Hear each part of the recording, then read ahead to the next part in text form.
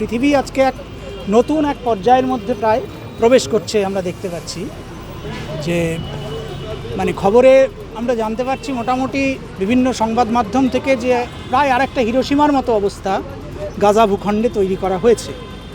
এবং অদ্ভুত ব্যাপার হচ্ছে যে সভ্য হিসেবে, আধুনিক হিসেবে যারা নিজেদেরকে চিহ্নিত করছে যে একটা শহরের পর শহর এভাবে ধ্বংস করে দেওয়ার যে উদ্যোগ, সেই উদ্যোগকে সরাসরিভাবে মার্কিনী যে শাসকরা তারা একে মদত করছে।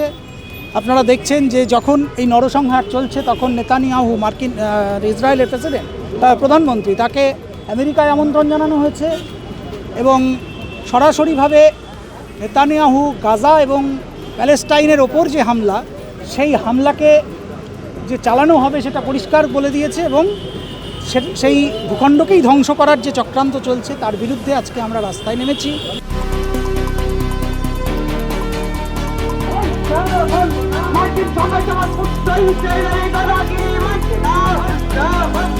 ইসরায়েল যে আক্রমণ প্যালেস্তাইনের ওপর করছে তার স্বাধীনতা শুধু হরণ করছে না, সেখানকার প্যালেস্তাইনবাসীদের জীবন জীবিকা সমস্ত কিছু লুট করে নেওয়া হচ্ছে এবং একটা গণহত্যা চালানো হচ্ছে বদ্ধভূমিতে। তো তার বিরুদ্ধে সেখানে খাবার রসদ, মানুষের বেঁচে থাকার রসদ পর্যন্ত বন্ধ করে দেওয়া হয়েছে। যুদ্ধবিরতিকেও মান্যতা দেওয়া হচ্ছে না, আর রাষ্ট্রসংঘ বসে বসে দেখছে। আমরা সারা পৃথিবীর মতো কলকাতারও যারা স্বাধীনতাকামী মানুষ, মুক্তিকামী মানুষ, তারা আজকে পথে নেমেছি।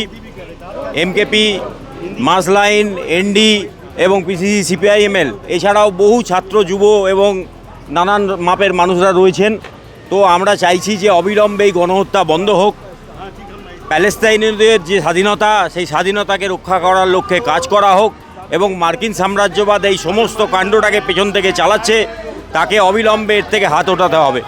গত কয়েক মাস ধরে প্যালেস্টাইনের ওপর ইসরায়েলের যে হামলা চালাচ্ছে কার্যত গোটা গাজা ভূখণ্ডকে ধ্বংস করে দিয়েছে এবং এই পর্যায়ে মার্কিন সাম্রাজ্যবাদের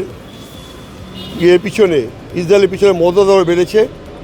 এই প্যালেস্টাইনের ওপর, গাজার ওপর আমেরিকা মদতপুষ্ট ইসরায়েলের হামলার বিরুদ্ধে আমাদের এই প্রতিবাদ কর্মসূচি 4টি সংগঠন।